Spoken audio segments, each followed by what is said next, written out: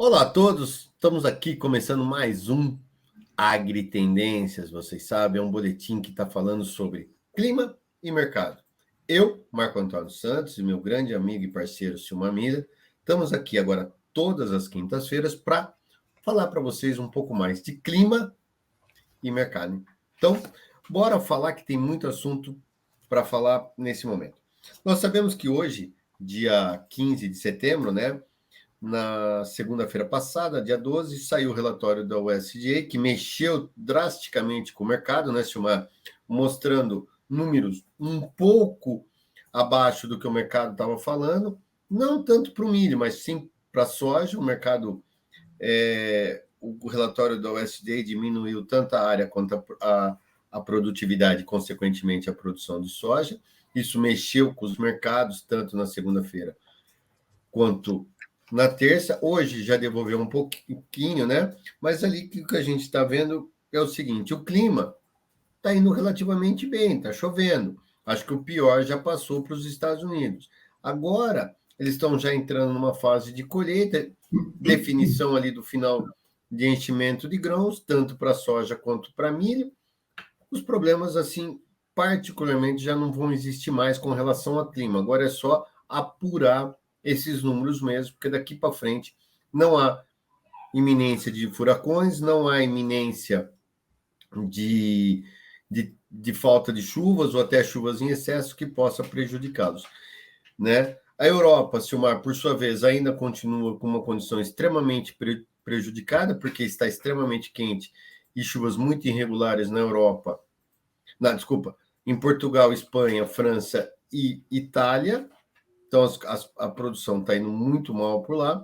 E a China começou a melhorar, mas ainda muito aquém e deve acusar uma quebra na produção de milho. Nada muito grave, mas deve produzir um pouco menos do que se havia projetado.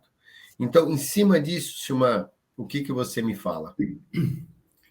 Marco, olha, deve fazer um balanço aqui, porque a safra do Hemisfério Norte agora está se encaminhando para o final, então já dá para ter uma ideia, mais ou menos, o que nós vamos ter lá no Hemisfério Norte e que vai mexer com o mercado daqui para frente, ou seja, safras praticamente se consolidando, com algumas exceções, como você citou aí, da própria Europa. Eu fiz um pequeno balanço aqui, Marco, sobre a situação atual de produção no Hemisfério Norte de soja e milho. Bom, soja aqui se consolidando nos Estados Unidos, acho que não vai ter mais nenhuma surpresa pela frente. A USDA, nessa semana, divulgou um número de 119 milhões de toneladas. Isso é uma safra menor do que era previsto até o mês de agosto, né? E também é uma safra menor que do ano passado, pelo menos em torno de 1 milhão de toneladas. E com estoques, uma projeção de estoques pequenos aí para o final dessa nova temporada que está começando agora nos Estados Unidos. Estoque em torno de 5,4 milhões de toneladas. Isso é muito pequeno, né? Para o tamanho da safra americana. E isso, sem dúvida nenhuma, é uma oportunidade boa para o Brasil. O Brasil agora para frente, tirando os Estados Unidos aqui com esse suprimento apertado, é uma oportunidade boa aqui, portanto, para a safra sul-americana e particularmente para o Brasil, né? Que tem essa tendência, inclusive, de aumento de área e possivelmente de produção se o clima ajudar. Agora, eu queria chamar a atenção, Marco, para a questão do milho. O milho também houve um corte aqui na estimativa da safra americana. Vamos ver que essa safra dos Estados Unidos vai ser quase 30 milhões de toneladas menor do que a do ano passado. Então, eles entram já com uma produção bem menor. E é sempre bom a gente lembrar que os Estados Unidos são os maiores produtores e exportadores mundiais de milho, né? E eu fiz um balanço aqui também, Marco, de outros países importantes aqui, outras regiões importantes para milho. A gente vê que na Ucrânia, aqui, a Ucrânia não conseguiu plantar uma safra normal por conta da ocupação do território lá por forças russas. As estimativas mais recentes dessa semana, do próprio USDA aqui, para a safra da Ucrânia, que até está otimista, estão falando em 31 milhões de toneladas, mas isso é quase 11 milhões de toneladas a menos do que a safra anterior da Ucrânia. Então, temos aí 30 milhões nos Estados Unidos, mais 11 milhões na Ucrânia. E a União Europeia já tem perdas, né, claras, você mesmo citou aqui a questão do clima, que não ainda normalizou. A União Europeia, a previsão de uma safra de milho de 58 milhões de toneladas. Isso é 12 milhões a menos que a safra passada.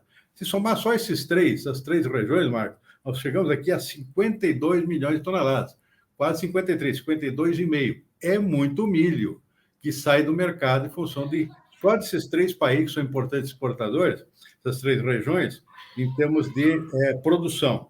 E isso, Fora claro, a China, né? Fora a China. Fora a China. Não estou citando a China. A China, por enquanto, ela está com aqueles números mais ou menos dentro do esperado, pelo menos o SI não mexeu muito ainda, mas pode mexer no próximo balanço. Então, vamos considerar que a China ainda está neutro nessa conta aqui.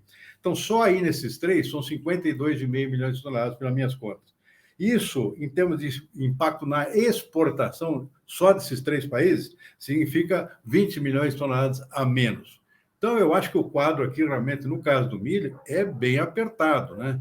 E isso certamente é uma oportunidade para o Brasil, e para o Brasil, que já está colhendo uma boa safra de milho, tem tendência aí, talvez, de aumentar a área para a próxima temporada. Então, o que eu estou vendo, passado, claro, esse momento inicial agora, tem pressão da oferta, né?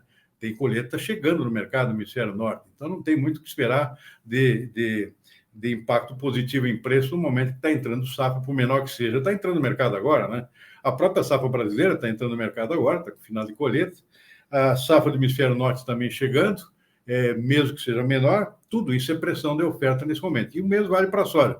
Mas para o ano que vem, que é quando a safra nova do Brasil vai entrar no mercado, eu acho que a coisa vai ficar apertada e eu acho que vamos ter uma boa oportunidade de preço para o produtor brasileiro.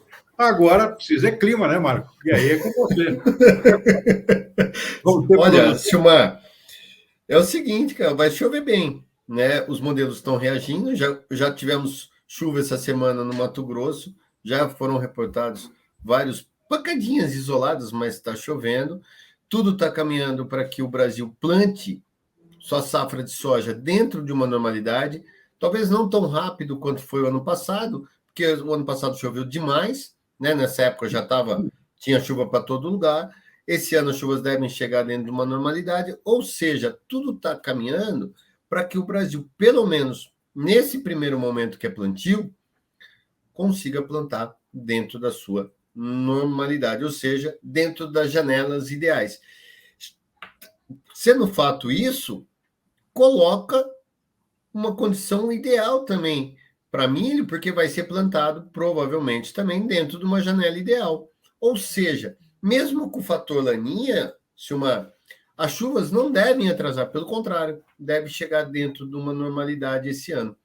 Ou seja, boas oportunidades para nós, produtores brasileiros. Concorda ou não? Sem dúvida nenhuma. E um detalhe importante, né? Com esse aperto no Hemisfério Norte, eu tenho certeza que o mercado vai ficar muito vulnerável a questões climáticas aqui no Brasil. Exatamente. Aqui para frente.